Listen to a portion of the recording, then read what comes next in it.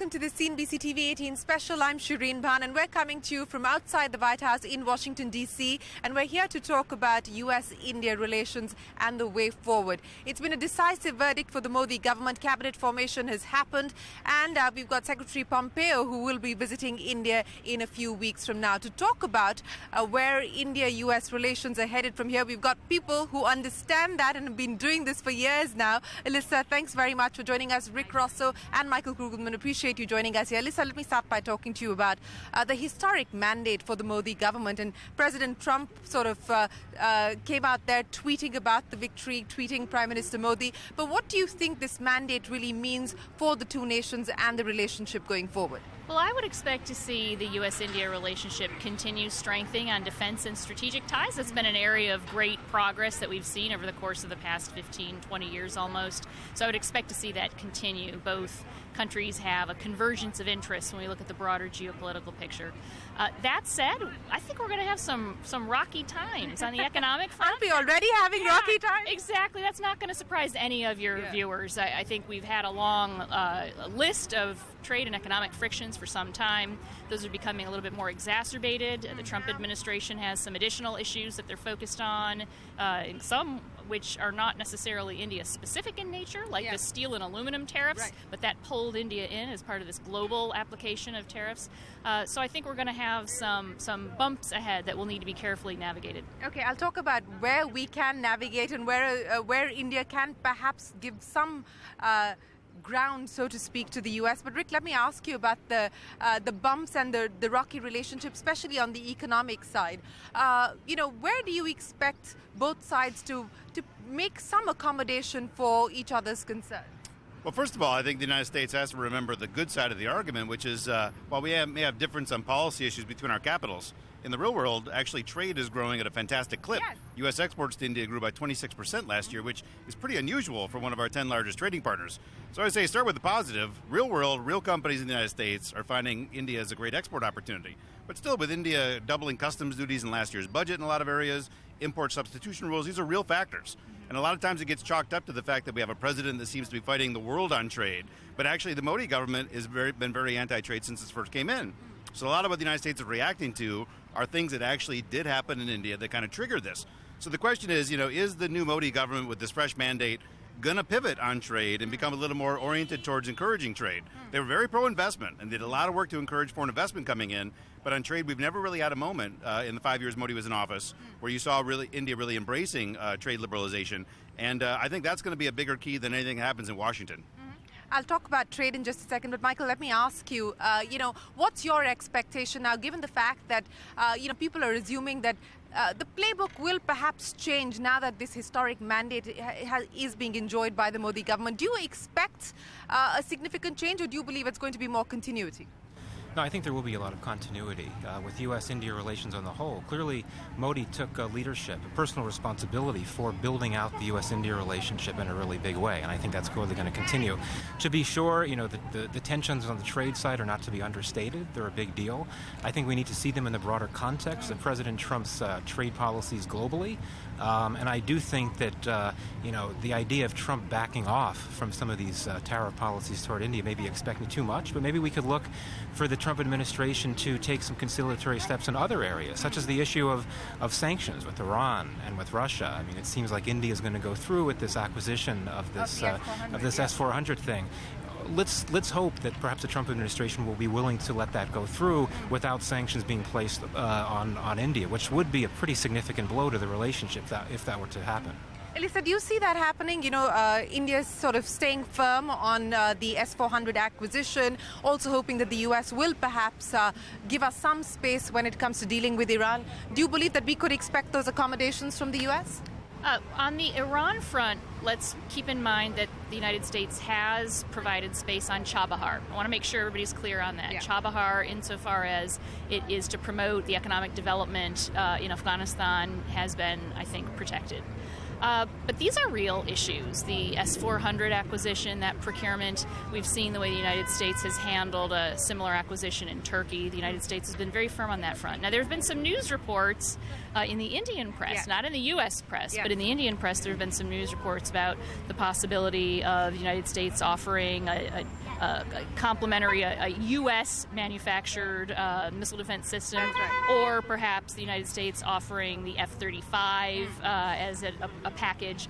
I don't know whether those are really going to be offered or not. I don't have any specific insight into that, but the fact that these elements are now in conversation suggests that there may be some other way that people are working to try to bridge what is a fairly significant divide over this question of the procurement from Russia. Rick, let me say just one other thing. Yeah. The issue on the Russia sanctions and the procurement from Russia is not an issue that is unique to the Trump administration. This is actually, it reflects a set of sanctions that were put into U.S. law by a bipartisan vote among the U.S. Congress. So there is a very significant interest on the part of U.S. lawmakers in seeing these sanctions through. I just want to make sure that people understand and appreciate that. Sure. Rick, given the fact that all three of you are hopeful on a deepening of ties, especially on the defense side, do you believe that we could see some accommodation, especially when it comes to India dealing with Russia on defense acquisitions? Right now, no. I really think we're playing a game of chicken. India will buy the system. The United States will put sanctions. Right now, I don't see anybody on either side that's going to blink on those two factors. We had a champion in the United States that pushed through a widening of the waiver authority in the CAATSA sanctions, the former Defense Secretary Mattis. Yeah. With him gone, I don't know who that person is that is going to grab this relationship and say India's continued relations with Russia is less important than what we see that we're doing in Asia. So the question is, can we build enough momentum in the things we do agree on? Concerns about the rise of China and what that means for destabilizing the Indian Ocean region things. So I do think you got to see momentum right now, because right now both sides are setting a path that's gonna necessarily, I think, trigger a rupture. So somebody's got to step up and show a bit of leadership, which we don't have right now. Okay. Since you brought up China, Michael, let me ask you that. The assumption in India is with the escalation of tensions between the U.S. and China, that India could perhaps be the beneficiary, that we could start to see some of the supply chain actually shift to India. Are you starting to see a realistic possibility of that happening? Well, I think it's probably too early to tell, but certainly, this administration here has taken a very hard line on China, and I don't think that's going to abate anytime soon, particularly in the trade front, but elsewhere as well. But I think that the bigger story here with this U.S.-India-China triangle is just how things like the Indo-Pacific strategy provide a very useful platform for India and the United States to come together and have more opportunities for cooperation on efforts to not push back against China, but to do things to balance it out in the region. Clearly, the messaging, the rhetoric from both the U.S. and the Indian governments when it comes to this idea of the Indo-Pacific, identical terms, identical principles, free, open, inclusive region. Prime Minister Modi, when he gave his speech at Shangri-La last year, those are the terms he used. The BJP election manifesto uses those terms, and you hear Secretary Pompeo, you hear other U.S. officials using the same terms. So I think that suggests that there really is an opportunity for the two to work together using the Indo-Pacific strategy as a very useful platform. Elisa, would you agree with that? I think there are strong components of convergence when it comes to thinking about seeking an Asia that isn't dominated by any one power. That certainly has been a goal of both India and the United States for some time. And in fact, that was something that helped pull India and the United States together in the middle of the 2000s. That's right. If you think about it, that geopolitical shift has been underway for some time. We're seeing that become more pointed, more exacerbated now. China's power, China's more assertive presence in the Indian Ocean region. The Indian Ocean is very important to India. India seeks primacy across the Indian Ocean region. So we're seeing, for strategic planners in India, that has become an even more important issue with the Belt and Road investments, for example, the kinds of investment and debt relationships that China is developing with all of India's close-by neighbors. That's been another element that has, again, added to a shift that was already underway from the middle of the 2000s forward.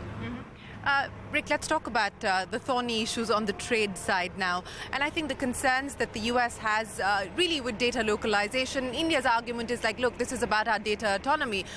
Similarly, on e-commerce, Secretary Ross, in his last conversation with us about a month or so ago, said U.S. companies are running out of patience because you can't change the rules on them midway.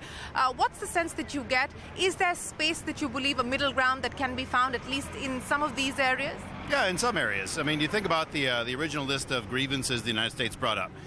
It was patent issues on pharmaceuticals that India is not going to move on. You look at price controls of medical devices. Well, India hasn't slapped any new ones after the first two, and they've offered up a first draft of a formula on how that would be a little more accommodating to private sector interests. So that one probably. Agriculture access, there's enough space in agriculture access where you'd presume India can give a little bit here and there. But there are new issues that keep coming up. You're right. On data localization, I mean, if the United States were to reciprocate on that, it would cripple one of the most important drivers of the Indian economy right now. Now, do we have a tool that we could enact that in? Would we ban U.S. companies from sending data overseas to India? I doubt that we would take that step because it's too important to do so. But still, like for India to recognize that we're not the threat when they think about the dangers that could happen on data. So data is going to be a tricky one, and then you see, again, some of the reversion on foreign investment policies in areas like e-commerce and such. That's an area where Modi was really strong. The first couple of years he was in office, and I suspect he'll revert to that, moving on foreign equity restrictions and trying to allow more companies to come in. So I think by and large, I mean, pharma is going to be really tough. Yeah. Rolling back some of the local manufacturing mandates might be really tough. But other areas that have been brought up, like medical device price controls, a bit on market access and agriculture, I think you got some space there. So I think there's enough to work with.